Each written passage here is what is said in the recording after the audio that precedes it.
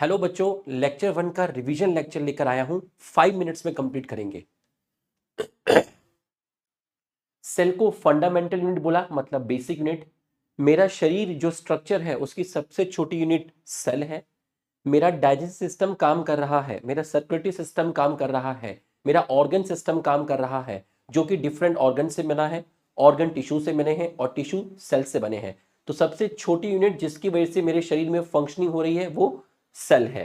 ठीक, न्यूक्लियस का content nucleoplasm, ये है साइटोप्लाज्म, दोनों को मिलाकर बोलते हैं प्रोटोप्लाज्म। ये है cell membrane. Protoplasm plus cell membrane protoplast, इसका मतलब प्रोटोप्लाज्म में सेल मेम्ब्रेन है, साइटोप्लाज्म है, न्यूक्लियोप्लाज्म है, बट सेल वॉल नहीं है। अगर सेल कहीं पर प्रेजेंट है तो वो ऑर्गेनिज्म लिविंग होगा, अगर सेल एब्सेंट है तो वो नॉन लिविंग होगा। नॉन लिविंग के लिए इनएनिमेट बोलते हैं। ऑर्गेनिज्म, लिविंग ऑर्गेनिज्म सेल्स का बना है। दो टाइप के ऑर्गेनिज्म है, जहां पर सिर्फ एक सेल प्रेजेंट है, अमीबा, यूग्लिना, बैक्टीरिया, पैरामीशियम, उसको आप यूनिसेलर बोलते हैं। और एक सिंगल सेल ऑर्गेनिज्म अपना न्यूट्रिशन का, अपना रिप्रोडक्शन का काम ख्याल रख सकता है, इसका मतलब उसका अपना एक इंडिपेंडेंट एग्जिस्टेंस है। मल्टीसेलुलर में आए प्लांट्स एंड एनिमल।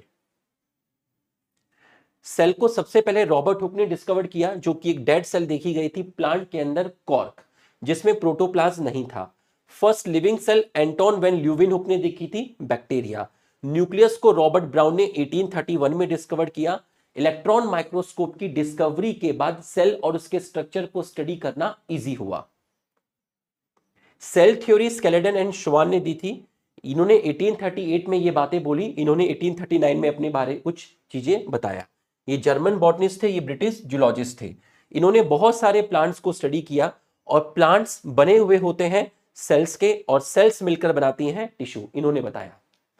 इन्होंने डिफरेंट टाइप की एनिमल सेल्स को स्टडी किया और बताया कि एनिमल्स के चारों तरफ एक थिन लेयर होती है जिसको प्लाज्मा मेम्ब्रेन बोलते हैं। प्लांट में सेल वॉल का मिलना एक यूनिक कैरेक्टर है।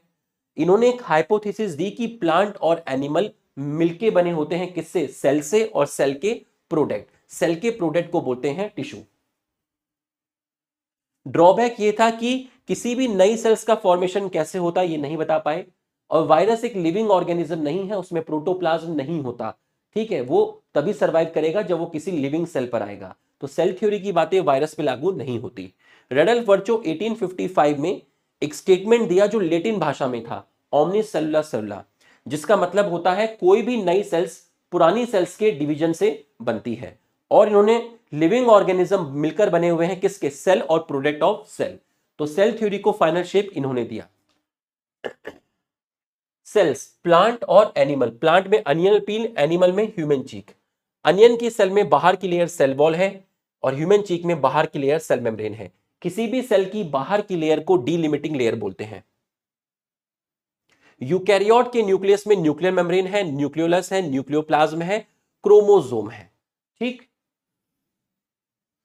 यूकैरियोट के क्रोमोसोम में मेनली डीएनए है, बट डीएनए को पैक करके बैठाया है, उसकी पैकेजिंग की है। किसने की है? मेनली हिस्टोन प्रोटीन, जिसका नेचर होता है बेसिक, और कुछ नॉन हिस्टोन प्रोटीन जिनका नेचर होता है एसिडिक, और डीएनए के साथ थोड़ा आरएनए भी मिलता है। इन चारों को मिलाकर बोलते हैं क्रोमोसोम।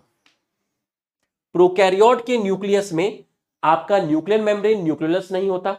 इसका मतलब यहां पर न्यूक्लियस प्रेजेंट ही नहीं होता, वेल डिफाइंड न्यूक्लियस यहां होता ही नहीं है। ठीक है, यहां पर फॉल्स न्यूक्लियस मिलता है, और इसी रीजन के लिए वर्ड न्यूक्लियोइड यूज करते हैं। यहां एक double standard circular naked DNA है। नेकेड डीएनए मतलब ये डीएनए न्यूक्लियर मेम्ब्रेन से कवर्ड नहीं है, और इसमें हिस्टोन प्रोटीन नहीं है। यहां सिर्फ 3 चीजें हैं, इसका मतलब यहां पर आपका फॉल्स क्रोमोसोम प्रेजेंट है। तो बच्चों, थैंक यू। कमेंट करके बताइएगा कि आपको रिवीजन लेक्चर कैसा लगा।